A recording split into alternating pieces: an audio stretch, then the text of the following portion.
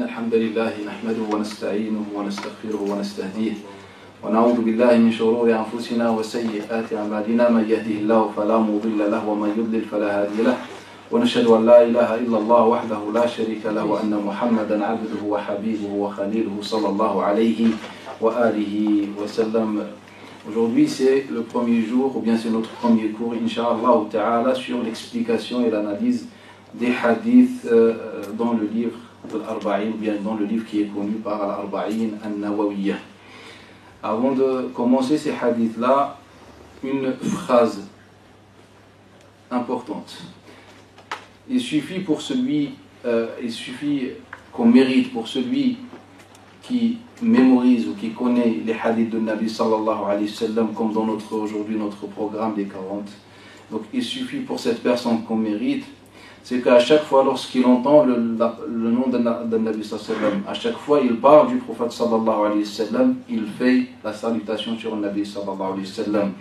Et les hadiths sont notoires qui nous disent que celui qui fait le plus de salutations sur le Nabi sallallahu alayhi wa sallam sera avec un Nabi sallallahu alayhi wa sallam le jugement dernier. Donc il suffit cela qu'on mérite, sinon les mérites de l'apprentissage, de la connaissance, de la mémorisation du hadith de Nabi sallallahu alayhi wa sallam sont connus, sont notoires. Et aussi c'est une occasion bi'idhnillahi ta'ala pour vous, pour celui qui ne mémorise pas, qui ne connaît pas ces hadiths. Donc c'est l'occasion de mémoriser ces hadiths là. Si Inch'Allah, moi il fait un hadith par semaine, bi'idhnillahi ta'ala, à la fin du programme il aura fini Inch'Allah ces hadiths là, et on aura 40 hadiths dans notre cœur bi'idhnillahi ta'ala. أول حديث بدأ به النووي كتابه, le premier hadith par lequel l'imam Nawawi a commencé son livre, et même l'imam Bukhari dans son authentique, c'est le hadith célèbre sur l'intention. هذا الحديث, c'est un hadith que rapporte l'imam, ou bien il est rapporté pratiquement par tous les savants du hadith dans leur recueil, d'après Yahya ibn Sa'id al-Ansari. Comme il disait Ibn Mindah, l'un des savants du hadith, كان يقول l'imam Ibn Mindah في كتابه, dans son livre al-Mustakhraj, que ce hadith a été rapporté par environ 330 transmetteurs d'après Yahya ibn Sa'id al-Ansari. Yahya ibn Sa'id al-Ansari عن محمد ibn Ibrahim ibn Harith التيمي عن علقمة بن وقاص عن عمر بن الخطاب قال سمعت رسول الله صلى الله عليه وآله وسلم يقول. C'est un hadith qui n'est rapporté que par Omar ibn Khattab. Il est rapporté également par d'autres compagnons comme Sa'id ibn Abi Waqqas, comme Abi Sa'id al-Khudri, comme Ali ibn Abi Talib, comme Utba ibn Abd al-Sulami et d'autres compagnons, mais toute leur chaîne de transmission ne sont pas authentiques. Seule la chaîne de Omar ibn Khattab qui est authentique, c'est sa chaîne de transmission. Yahya ibn Sa'id al-Ansari عن محمد ibn Ibrahim ibn Harith التيمي عن علقمة بن وقاص قال سمعت عمر بن الخطاب قال سمعت رسول الله صلى الله عليه وآله وسلم يقول إنما الأعمال بالنيات. Et donc à la fin Omar ibn Khattab dit, j'ai entendu le messager d'Allah Ta'ala dire إنما الأعمال بالنيات. Avant qu'on rentre dans le hadith, il y a un profit très important. C'est que lorsque les compagnons rapportent un hadith, et ce point est très fondamental pour maîtriser le hadith de Nabi sallallahu alayhi wa sallam. Lorsqu'un compagnon rapporte un hadith de Nabi sallallahu alayhi wa sallam, soit il utilise une formule qui indique qu'il a bien entendu le hadith, soit il utilise la formule célèbre d'après le prophète sallallahu alayhi wa sallam. En arabe on dit an rasulillahi sallallahu alayhi wa sallam, et parfois le prophète sallallahu alayhi wa sallam a dit. Donc c'est une formule, c'est une expression qui n'indique pas qu'il y avait vraiment un lien, bien qu'il a entendu le hadith de la bouche de Nabi sallallahu alayhi wa sallam. Pourquoi ce point est fondamental? Ce point est fondamental pour plusieurs raisons. Ce petit point, il y a rarement des savants ont parlé de ce petit point qui est très fondamental. Je vais vous expliquer pourquoi. Car lorsque le compagnon ne précise pas qu'il a entendu le hadith de Nabi sallallahu alayhi wa sallam, cela signifie beaucoup de choses. Qu'il a généralement un intermédiaire entre lui et le messager d'Allah. Et cela est important pour connaître le hadith notoire et le hadith non notoire. Le hadith al-mutawatir wa ghayr al-mutawatir. La première chose. Car parfois on a un hadith qui est rapporté par exemple une dizaine de compagnons. Mais quand on fera des analyses, on va se rendre compte que ce hadith n'est rapporté que par un seul compagnon, et puis les autres compagnons rapportent d'après lui. Donc en général, ce n'est pas un hadith qui est notoire, c'est un hadith ahad, et ça c'est important dans les études islamiques. Deuxième profil, c'est que lorsque un compagnon nous dit « j'ai entendu le prophète sallallahu alayhi wa sallam dire », donc généralement on est proche de la formule utilisée par le prophète sallallahu alayhi wa sallam, de la parole propre du messager d'Allah. Mais par contre, lorsque le compagnon utilise ou bien rapporte un hadith d'après un intermédiaire, généralement on s'éloigne un peu de la parole de Nabi sallallahu alayhi wa sallam. Et à chaque fois on s'éloigne dans le temps du prophète sallallahu alayhi wa sallam, on perd plus en plus la parole exacte du prophète sallallahu alayhi wa sallam. Et ce point est fondamental aussi pour la simple raison que beaucoup de hadiths, si je ne dis pas la majorité des hadiths des compagnons, surtout les petits compagnons, en font partie. Je vous donne un exemple. Imam Ibn Sa'd nous rapporte d'après Humayd al-Tawil. Il dit que parfois Anas ibn Malik, lorsqu'il rapportait un hadith, on lui posait une question. As-tu entendu ce hadith du prophète sallallahu alayhi wa sallam? Parfois il se met en colère. Et il leur dit c'est ce que les uns rapportent aux autres, mais on ne ment pas sur le prophète sallallahu alayhi wa sallam. Anas ibn Malik donc nous dit que généralement quand je rapporte un hadith, je ne l'ai pas entendu forcément de la bouche de Nabi sallallahu alayhi wa sallam. On est d'accord que les compagnons ne peuvent pas mentir, mais lorsqu'un compagnon rapporte un hadith par un intermédiaire, donc on n'est pas sûr que c'était la parole de Nabi sallallahu alayhi wa sallam. Je vais vous donner des exemples.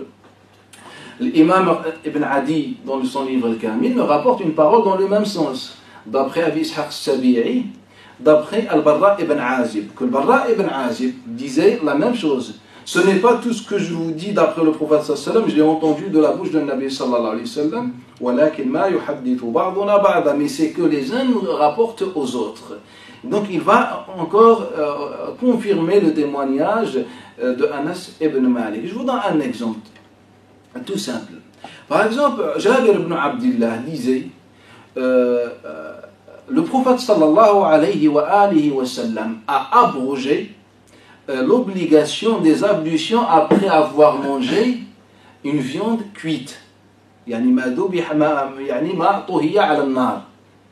Donc autrefois, lorsque celui qui mange, ou bien lorsqu'on mangeait selon ce hadith-là, lorsqu'on mangeait par exemple du chameau cuit, la viande du chameau cuite, eh ben, on devait refaire les ablutions, car ça annule les ablutions. Et puis Abdullah ibn Abbas nous dit que le prophète sallallahu alayhi wa sallam l'a abrogé. Donc quand on prend cette parole, on pense que le Nabi sallallahu alayhi wa sallam a dit j'ai abrogé ce texte ou ce hadith par ce hadith-là. Alors quand on revient à ce hadith-là, et on trouve d'ailleurs que parmi ceux, les transmetteurs, Jabir ibn Abdullah, comme il rapporte d'après lui Muhammad ibn Mukadir, il dit j'étais assis avec le Nabi sallallahu alayhi wa sallam, lorsqu'il a mangé un repas dans lequel il y avait de la viande. Et puis lorsque l'heure de la prière est venue, il a fait ses ablutions, il a prié. Et puis on lui a donné le reste de ce qu'il a mangé, le reste de cette viande-là. Et dans la prière suivante, il n'a pas refait ses ablutions.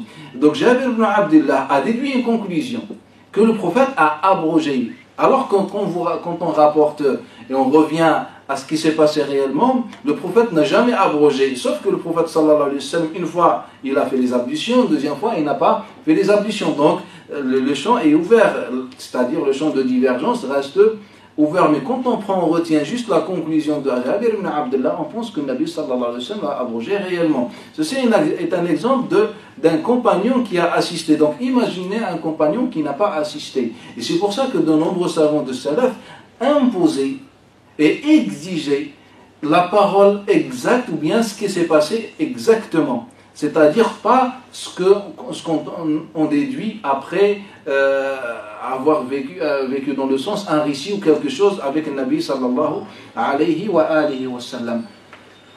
Un hadith que rapportait Muslim al-Bukhari d'après Salama et Aisha radiyallahu anha, c'est-à-dire Safiya bint Shayba rapporte d'après Aïcha, et Zaynab bint Salama rapporte d'après sa mère. Les deux, donc les deux épouses de Nabi sallallahu alayhi wa sallam, vont nous rapporter une histoire. Avant nous dire que dans la maison de Nabi sallallahu alayhi wa sallam, il y avait un efféminé, un homme efféminé. Il n'avait pas de désir pour les hommes, qui venait de temps en temps voir Nabi sallallahu alayhi wa sallam, et les femmes de Nabi sallallahu alayhi wa sallam. Il fait partie de ceux qui n'ont pas de irba, comme Allah Ta'ala dit dans le Coran al-Karim. Des gens n'ont pas de désir pour les femmes. Et donc ils sont considérés comme des femmes juridiquement. Bref, c'est un hadith qui est dans le Bukhari et Muslim. Donc il venait voir, il venait dans la maison de Nabi sallallahu alayhi wa sallam. Et un jour, il a dit un mot vulgaire. Il a prononcé un mot vulgaire dans la présence des épouses de Nabi sallallahu alayhi wa sallam. Et là, le prophète sallallahu alayhi wa sallam leur a dit Akhriju haoula, faites sortir ces gens. Faites sortir ces gens. Donc voilà ce que Salama et Aïcha rapportent, sachant qu'elles nous livrent un réel témoignage, car elles ont vécu cette histoire.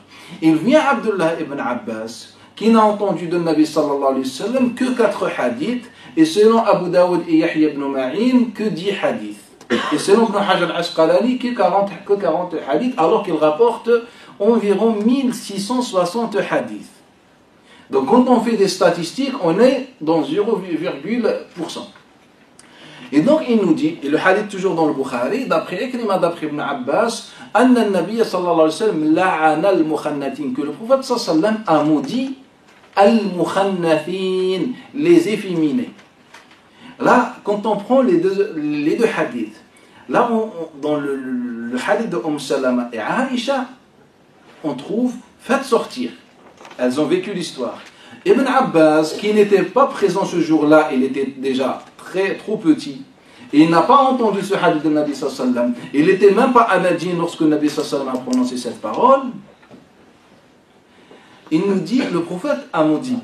Et donc quand on remarque, on va sortir avec une conclusion, que Abdullah ibn Abbas a fait une conclusion, que faites sortir, et le mot la malédiction en langue arabe indique la malédiction que vous connaissez, et indique également le verbe sortir, ou bien faire sortir. Donc Abdullah ibn Abbas a fait une conclusion, a résumé la scène, l'histoire, le récit, dans cette expression. Donc au final, est-ce que le prophète a maudit? Selon notre traduction, le prophète n'a pas maudit. Il leur a dit, faites les sortir. Les exemples dans ce sens-là notoires. Donc quand le compagnon n'entend pas le hadith de Nabi sallallahu alayhi wa sallam, il est obligatoire, nécessaire de savoir qui était l'intermédiaire entre lui et le prophète sallallahu alayhi wa sallam. Prenez l'exemple aussi que rapporte l'imam Bukhari min tariq Ikrimah عن عبد الله بن عباس أن رسول الله صلى الله عليه وسلم قال من بدل دين فاقتلوه. Celui qui change son dîne, tuez-le. Le hadith qui est très célèbre. Quand on prend ce hadith, sachant que Ibn Abbas, sans divergence, n'a pas entendu ce hadith de la bouche de Nabi sallallahu alayhi wa sallam, on cherche l'intermédiaire. Qui c'est? C'est Abdullah ibn Mas'ud, Aïcha radiallahu anha et Uthman ibn Affan, qui ont entendu Nabi sallallahu alayhi wa sallam et qui nous ont rapporté une parole radicalement différente que celle de Ibn Mas'ud, Ibn Abbas. Et donc là, quand je suis, par exemple, un faqih, un cheikh, un juriste ou un cheikh, il est obligatoire pour lui de savoir, de connaître l'intermédiaire entre ce compagnon et le messager d'Allah. Non par rapport au fait que le compagnon peut mentir, mais par rapport au fait que le compagnon peut rapporter le sens de la parole de Nabi sallallahu alayhi wa sallam. Et pour ceux qui viendront plus tard, ça va être problématique. On peut se tromper, comme déjà le cas pour ce hadith d'Ibn Abbas, celui qui change son dîme, tuez-le. Alors qu'en réalité, le prophète n'a jamais prononcé cette parole. Le prophète sallallahu alayhi wa sallam n'a jamais appelé à tuer un apostat, et cela, on l'a expliqué à plusieurs reprises. Je vous donne un autre exemple. Quelle est la première sourate qu'Allah Ta'ala a fait descendre? Donc généralement, quand vous étudiez ce sujet, vous allez trouver qu'il y a une divergence. Des savants disent que c'est Iqra bismi rabbika, le verset connu. D'autres savants vont nous dire que c'était Ya ayyuhal muddathir. Ce sont les deux avis les plus célèbres.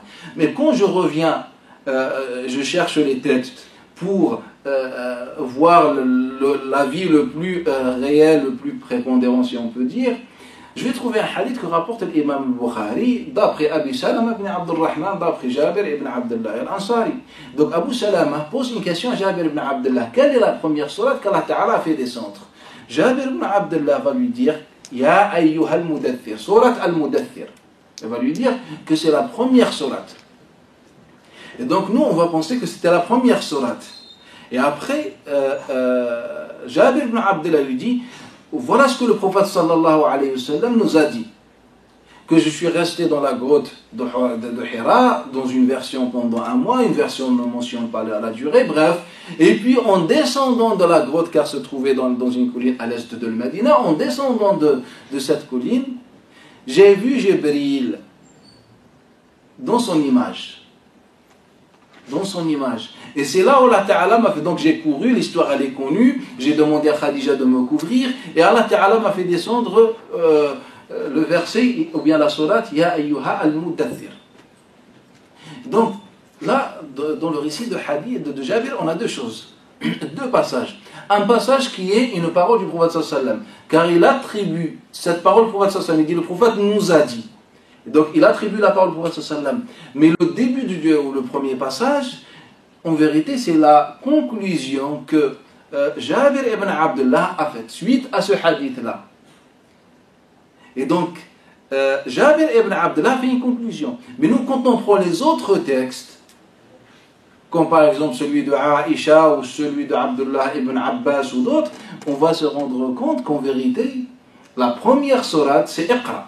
Où les premiers versets sont les versets qui commencent par Iqra. Et ce n'est pas Al-Mudaththir.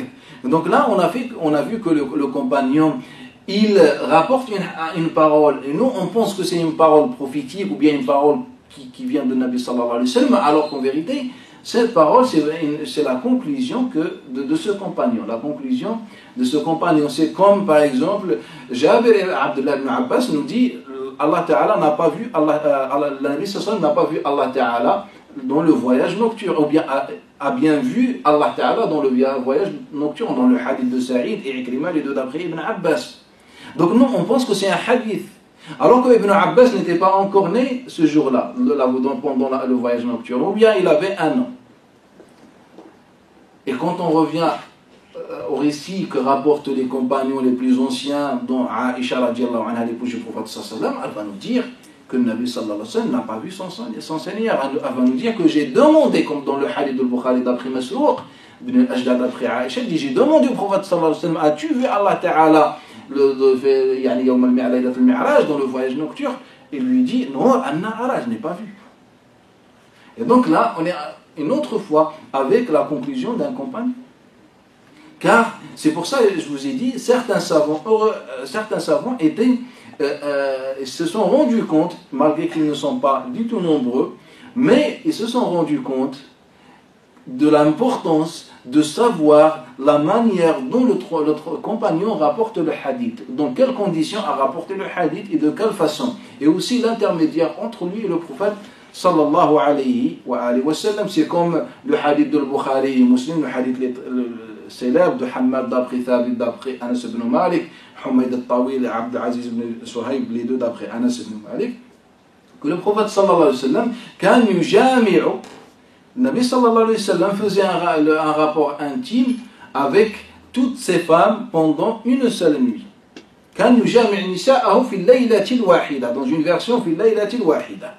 Donc quand je prends ce hadith, je pense que c'est un hadith de Nabi sallallahu alayhi wa sallam, vu qu'on attribue un acte au prophète sallallahu alayhi wa sallam, donc il est considéré comme un hadith chez l'ensemble des savants, alors qu'en vérité ce n'est pas un hadith de Nabi sallallahu alayhi wa sallam, c'est la conclusion de Anas ibn Malik.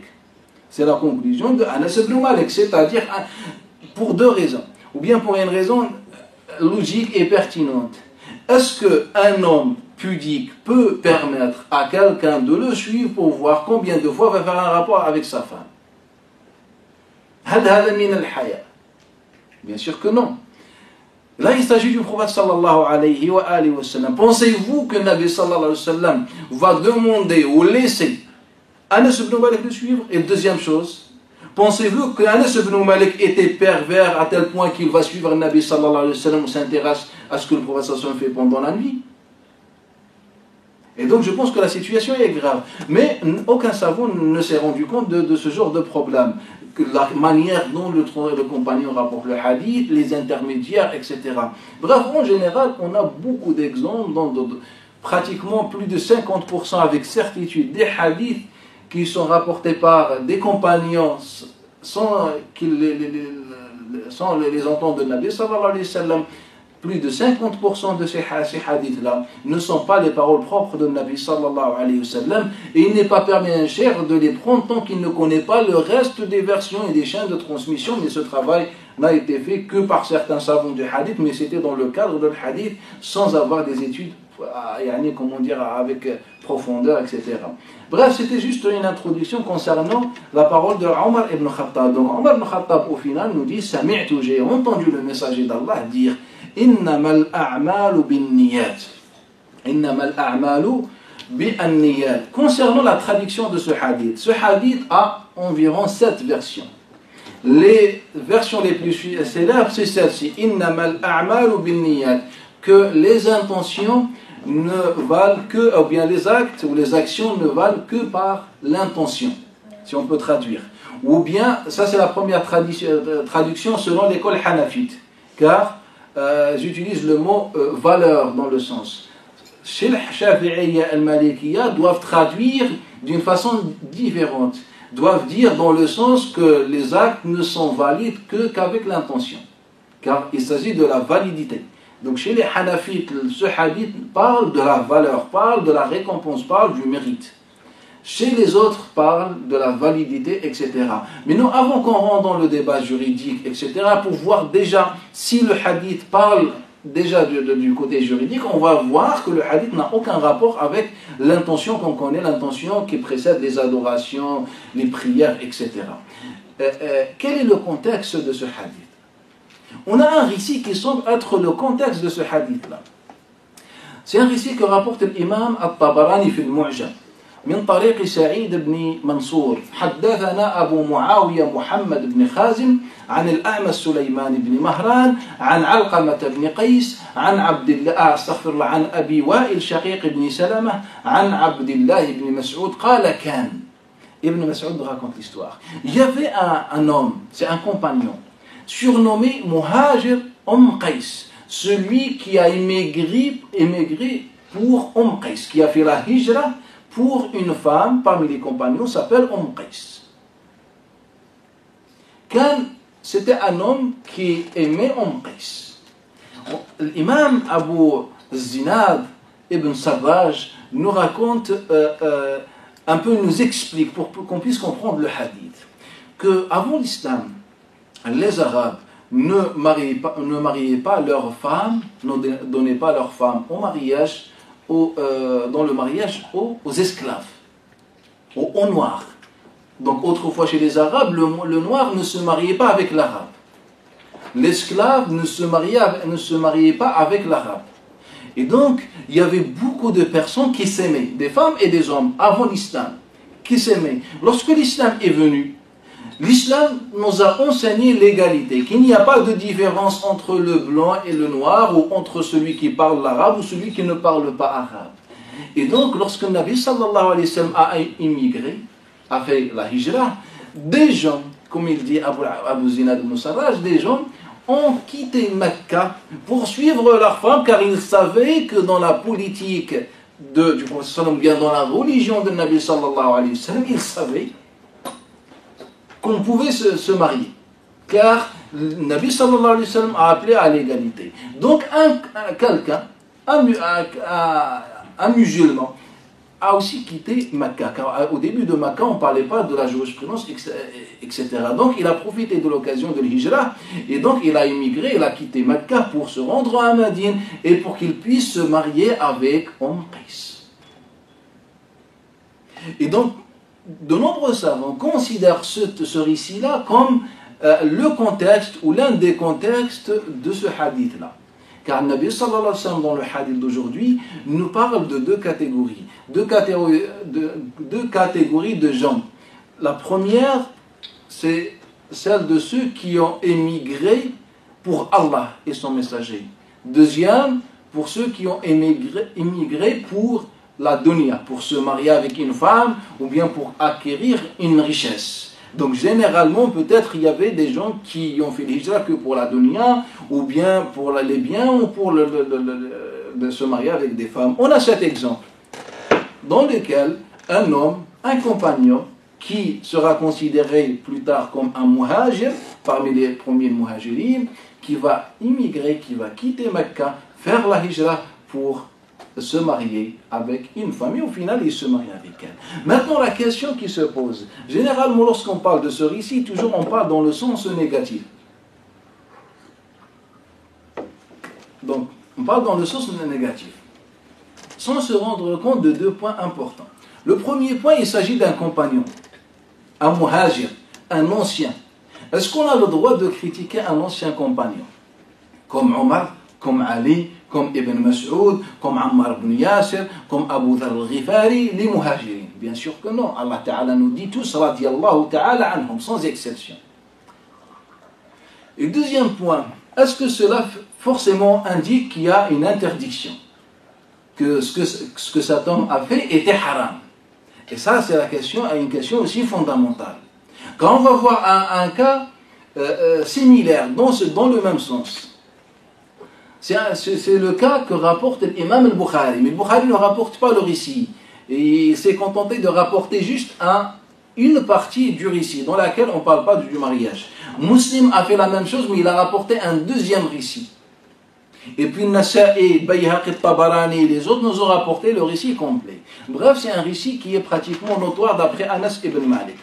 Sulayman ibn al-Mughira, Hamad ibn Salama, les deux d'après Thabit al-Bunnani, d'après Anas ibn Malik, il est rapporté aussi par d'autres transmetteurs d'après Anas ibn Malik. Et donc Anas ibn Malik a vécu cette histoire, car il s'agit de sa mère Sulaym, que lorsque son père, bref, le récit nous dit que le père de Anas ibn Malik, lorsqu'il a appris que l'islam interdit l'alcool, le khamr, qu'est-ce qu'il a fait? Il a quitté Al-Madina pour aller vivre à Damas, car Damas n'était pas encore musulmane à l'époque, elle était sous le pouvoir de chrétiens, ou bien romains. Et donc elle est morte sur la route en arrivant à Damas. Il vient un homme qui va devenir un compagnon plus tard, qui s'appelle Abu Talha al-Ansari. Il va demander, il n'était pas encore musulman, il va demander Sulaym au mariage. Donc Anas ibn Malik nous raconte l'histoire de sa mère. Donc Abu Talha al-Ansari, avant qu'il soit Ansari, il a Salama. Il lui a dit, voilà, je veux me marier avec toi. Et là, Salama lui dit, innaka ta'lam, tu sais aujourd'hui que je suis musulmane. Et je ne peux pas me marier avec toi. Je ne peux pas me marier avec toi. Faqala laha. Et puis il répond. Et il va lui donner un choix intéressant. Il va l'appeler à choisir as-safra, comme il a dit, wal-bayda. Choisir as-safra wal-bayda. As-safra, c'est la couleur jaune. Et le bayda, la couleur blanche. C'est-à-dire l'or et l'argent. Il lui dit, si tu veux dans le sens, j'ai l'or et l'argent. Je suis riche, car Abu Talha al-Ansari fait partie des riches de Al-Madine. Il avait des terres, parmi ces terres-là, Bayrouha, qui est connu. قالت لا أريد بيضاء ولا صفراء. Je ne veux ni l'or ni l'argent. Je ne veux aujourd'hui que l'islam. Et si tu embrasses l'islam, Inch'Allah, je me marierai avec toi. Je me marie avec toi.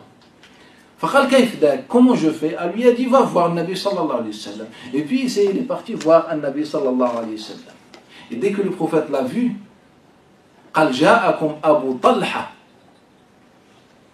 جاءكم أبو طلحة. Abu Talha est venu avec ses yeux qui dégagent une lumière de l'islam, ou la lumière de l'islam, c'est-à-dire avec l'intention d'embrasser l'islam. Et puis il a embrassé l'islam. Donc Abu Talha al-Ansari, au début, il s'est marié avec Sulaym pour l'amour, car elle l'aimait. Il voulait se marier avec elle. Mais plus tard, on va voir que Abu Talha al-Ansari est devenu l'un des grands pieux et de Zuhad des compagnons. Déjà, si on prend le reste du récit, lorsqu'on parle de la mort de son fils, ou son nouveau ou bien son fils, Naam, et comment il va être patient, et comment il va mettre confiance en Allah et placer sa confiance en Allah Ta'ala. Bref. Mais là, dans cet exemple, Al-Nabi sallallahu alayhi wa sallam était au courant de ce qui se passe autour de lui. On est dans un Médine dans laquelle il n'y avait que quelques ruelles, donc on connaissait la vie de tout le monde. Sulaym, qui était proche de Nabi sallallahu alayhi wa sallam, elle invitait souvent lui et les compagnons manger ses ailes, et donc Nabi sallallahu alayhi wa sallam n'ignorait pas cette histoire entre Sulaym et Abu Talha al-Ansari. Malgré cela, Nabi sallallahu alayhi wa sallam a accepté son islam, et il a dit même une parole pertinente. Il a dit, voilà, il est venu avec la lumière de l'islam dans ses yeux. La lumière de l'islam dans ses yeux. Et donc, généralement, l'islam, ou bien ce hadith-là, nous parle d'une autre porte de l'islam. Une autre porte qu'on a fermée depuis des siècles et des siècles. C'est que les musulmans, depuis des siècles et des siècles, expulsent la nature humaine comme objectif religieux. C'est-à-dire pour nous, malheureusement aujourd'hui les musulmans, Allah Ta'ala ne connaît pas ses créatures. On parle des humains. Allah Ta'ala ne connaît pas la nature de ses créatures. Ou bien il connaît cette nature, mais il voulait faire le contraire. Alors qu'Allah Ta'ala lui-même nous dit, Yuridullah, Allah veut alléger votre vie, le sens du verset. Il nous explique pourquoi. Car l'islam, l'insan a été créé faible. Et donc Allah Ta'ala veut alléger notre vie. Et donc Allah Ta'ala nous le dit. Mais nous les hommes, on n'a pas accepté la volonté d'Allah Ta'ala. Donc si on prend cet exemple, An-Nabi sallallahu alayhi wa sallam nous parle d'un homme qui a voyagé, qui a émigré pour une femme. Le hadith de Abu Talha et Sulaym nous parle d'un homme qui a embrassé l'islam pour l'amour d'une femme. Et puis Allah Ta'ala a ouvert son cœur. Comme celui qui a émigré pour Qais, et Allah Ta'ala a ouvert son cœur. Et donc tout simplement, lorsque Nabi sallallahu alayhi wa sallam parle de cette deuxième catégorie, il ne parle pas forcément de haram et de halal. Il ne dit pas que celui qui fait quelque chose pour la dunya, c'est bon maudit. Non.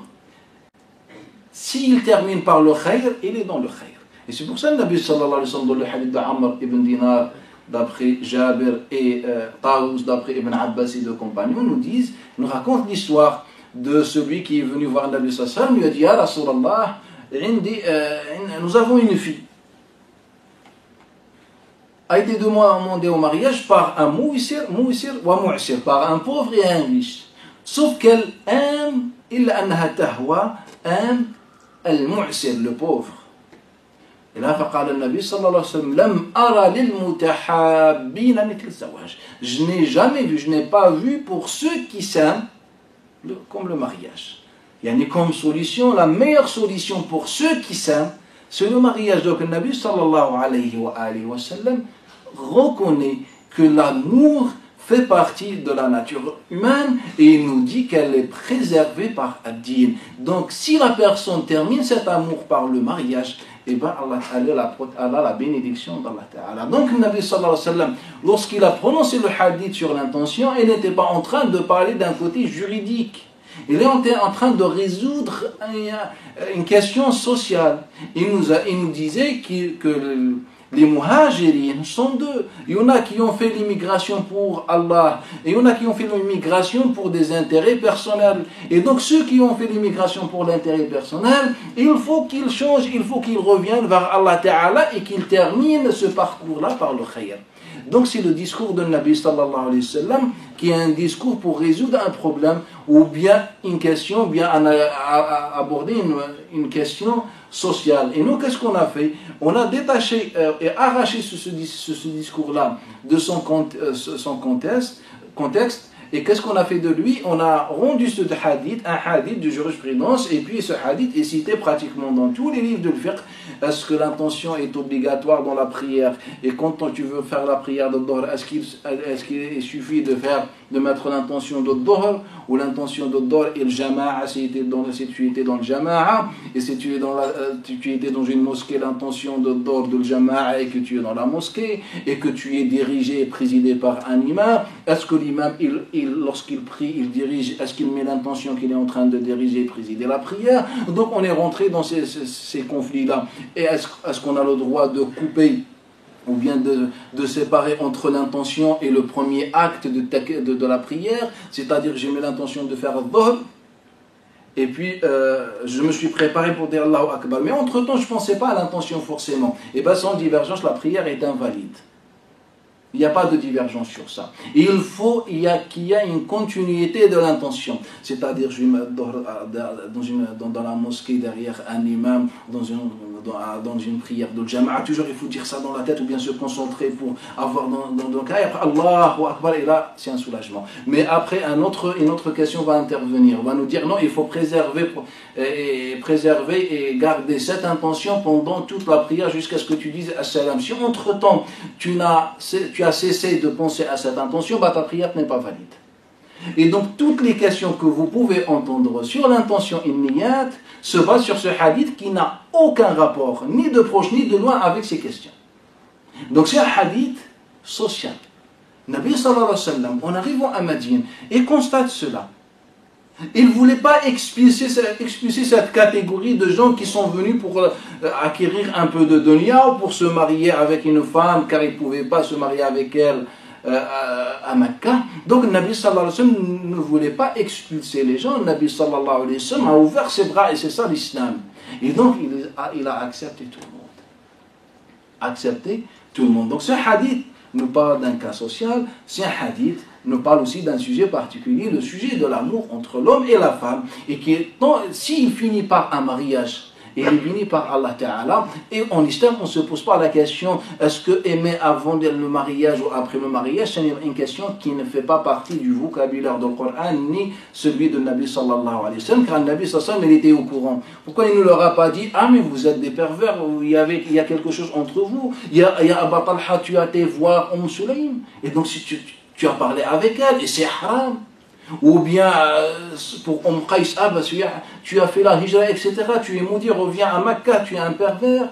Donc, regardez le Nabi sallallahu alayhi wa sallam, ou bien l'autre hadith qu'on a cité, pour celle qui aimait le pauvre, il n'a pas dit à sa fille, mais la fille, elle n'est pas elle n'est pas pieuse, elle est mauvaise, elle est maudite.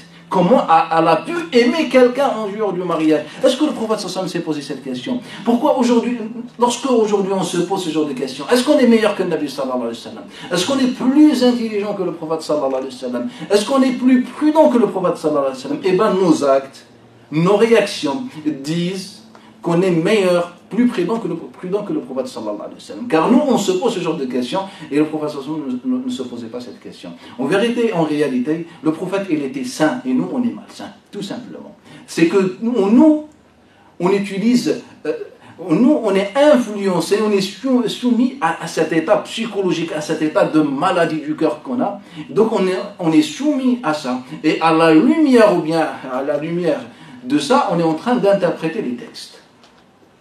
Et on a fait de ce hadith, de ce beau hadith, on a fait de lui un hadith qui aborde une question juridique. Est-ce que l'intention est obligatoire ou pas?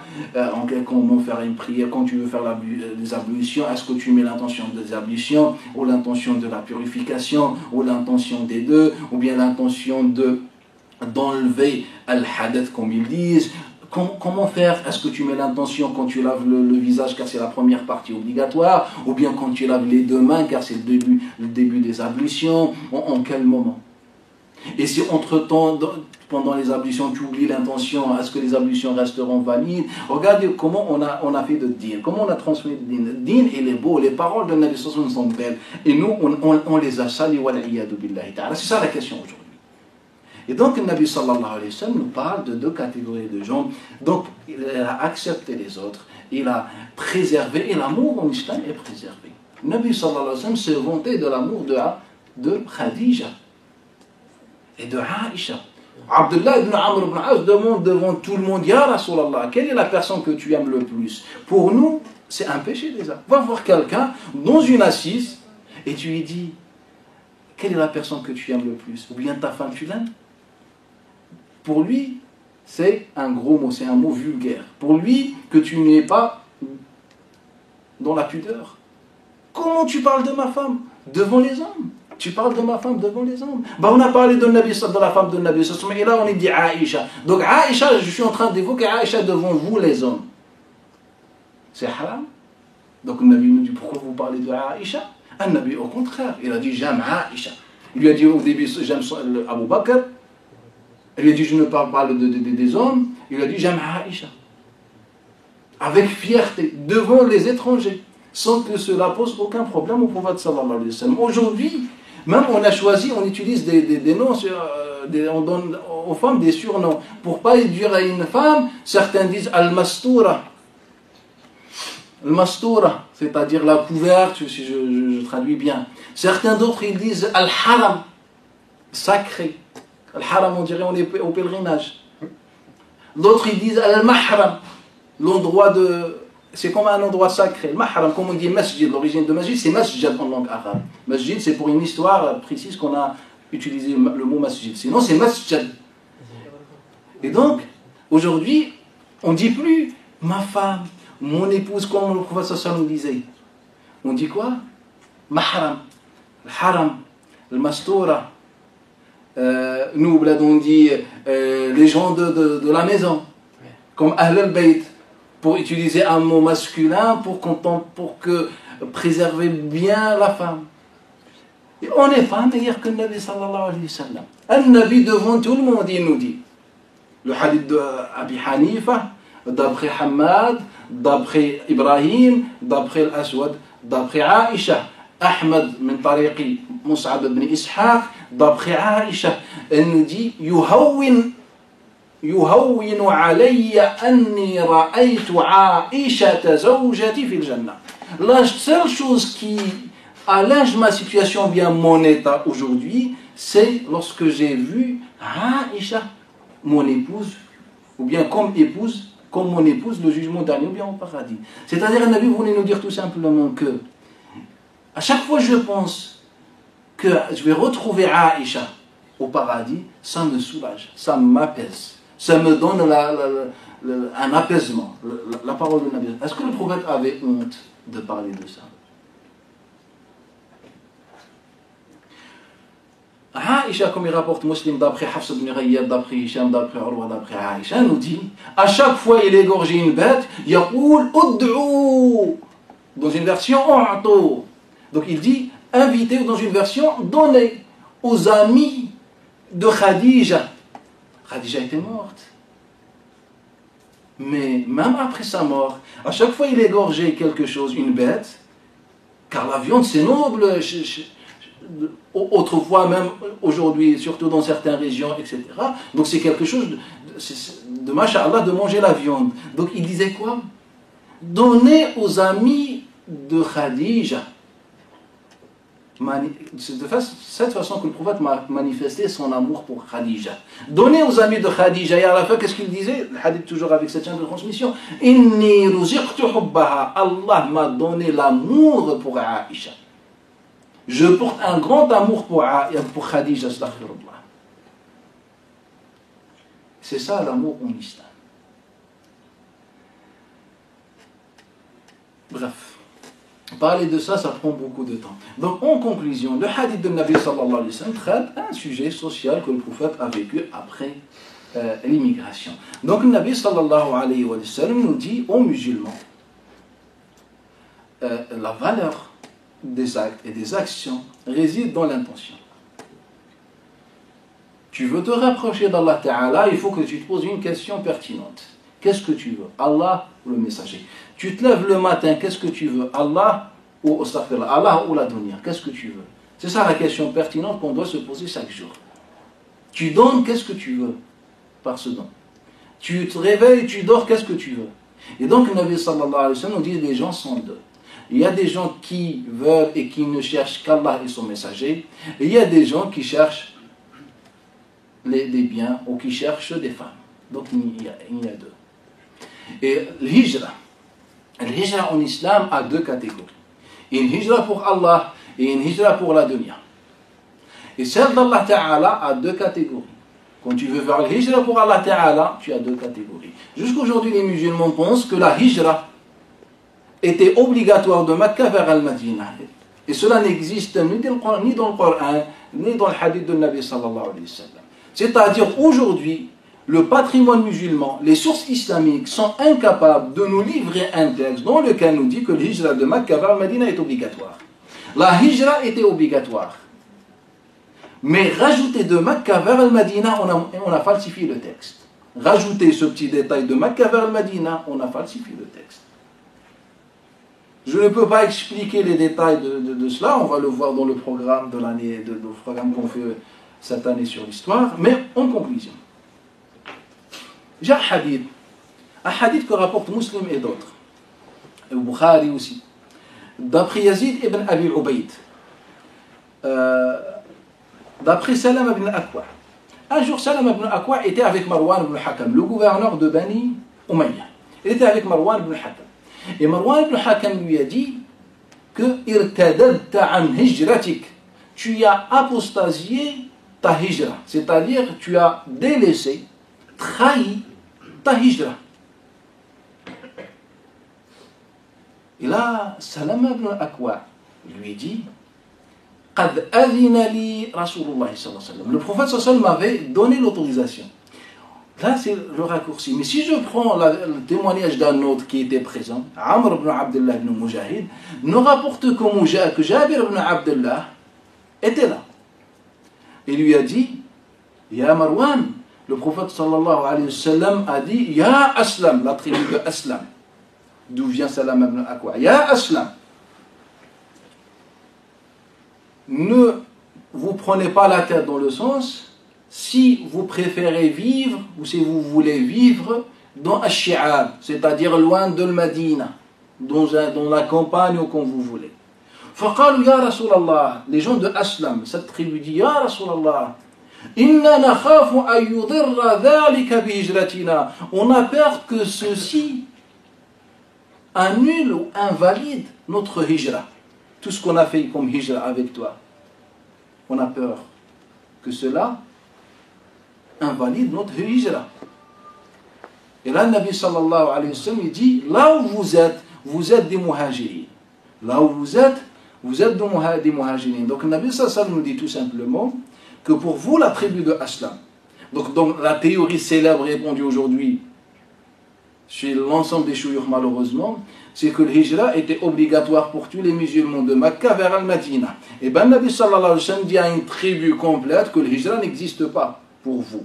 Et la hijra réelle, c'est là où vous êtes. Je vais vous expliquer ce que ça veut dire, cette parole. Un autre exemple, qui est toujours dans le Bukhari, d'après Al-Awza'i, حدثنا الزهري عن عطاء بن يزيد الليثي عن أبي سعيد الخدري أن رجلا أعرابيا. Un Arabien, un homme, est venu voir Nabi sallallahu alayhi wa sallam. Ya Rasulallah, uridu al-hijra. Je veux faire le hijra et rester avec toi à Médine. Donc je veux faire le hijra et rester avec toi à Médine. فقال له النبي صلى الله عليه وآله وسلم. Lui a dit, as-tu des ibil, des chameaux? هل عندك ibil? ألك ibil? قال نعم, si, j'ai des ibil. قال أتخرج صدقتها? Tu sors sa zakat, la zakat de tes chameaux, la zakat annuelle. قال نعم. Et là, le Nabi sallallahu alayhi wa sallam lui dit, vis dans le sens, vis même derrière les océans, derrière les mers. Tu es muhajir. Donc, un homme voulait faire le hijra et rester avec le Nabi sallallahu alayhi wa sallam à Médine. Le Nabi sallallahu alayhi wa sallam lui dit, est-ce que tu donnes zakat?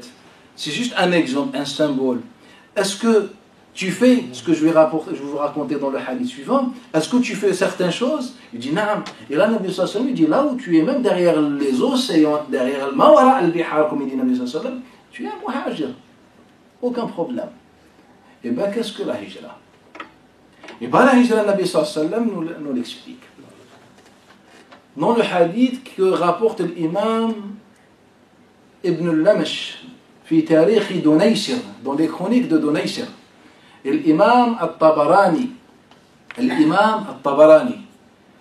et d'autres d'après Ibn A'id, Bakr ibn Abdullah al-Muzni, les deux d'après Abdullah ibn Umar. Il est rapporté aussi par Shu'ba d'après Amr ibn Murrah, d'après Abdullah ibn al-Harith, d'après Abdullah ibn Amr ibn al-As. Bref, c'est un hadith notoire. L'objectif aujourd'hui, ce n'est pas de détailler cette question, mais juste je vous donne le résumé. أن النبي صلى الله عليه وسلم قال الهجرة هجرتان. Les migrations sont deux, ou bien à deux catégories. الهجرة هجرتان. On a deux hijra en islam. هجرة الحاضر وهجرة البادي. La hijra de l'hadir et la hijra de l'badi. On ne s'intéresse pas au sens de l'hadir et au sens de l'badi, car le prophète va nous expliquer le sens exact. قال أما هجرة البادي. Pour la hijra de l'badi, l'immigration de l'badi, فهو من إذا دعي أجيب وإذا أمر أطاع.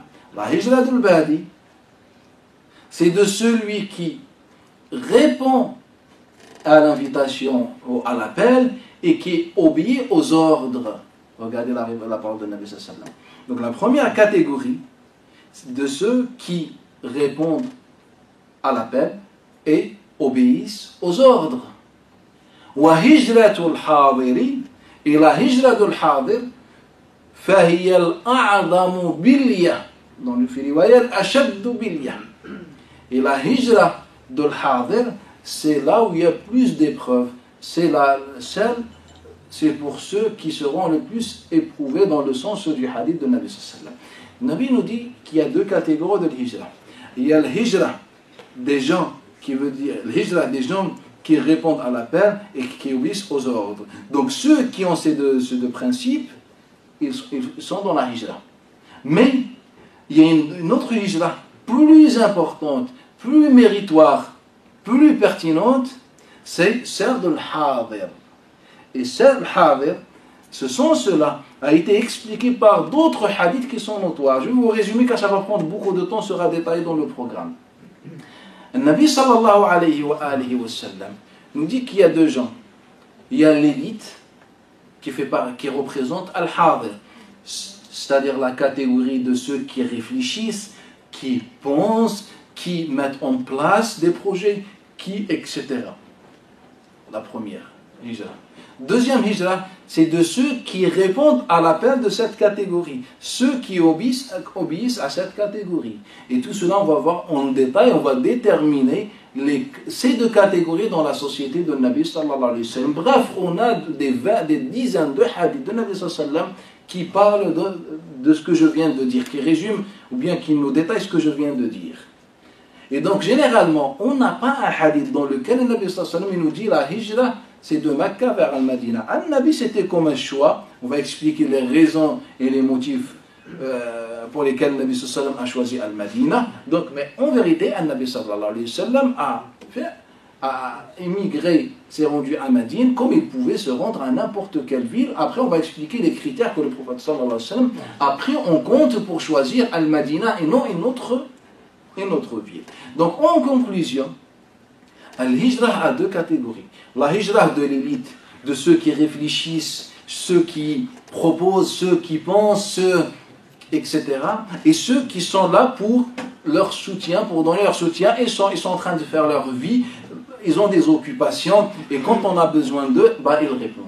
C'est ça la parole de Nabi sallallahu alayhi wa sallam. Et c'est pour ça que Nabi sallallahu alayhi wa sallam n'a jamais demandé aux compagnons de venir à Madine. Ça n'existe pas. Jusqu'à aujourd'hui, combien de compagnons, on dit lorsqu'on parle de hadith de Nabi sallallahu alayhi wa sallam, le problème chez nous aujourd'hui, nous les prédicateurs, comme vous voulez, ou les ulama, c'est certain, en vérité, on ne réfléchit pas souvent. Souvent, notre raisonnement est suspendu, il est de côté. On ne réfléchit pas. Quand on prend le patrimoine qu'on a, les hadiths, la sira, la vie de Nabi sallallahu alayhi wa sallam, on a des dizaines de tribus musulmanes qui ne vivaient pas à Madine.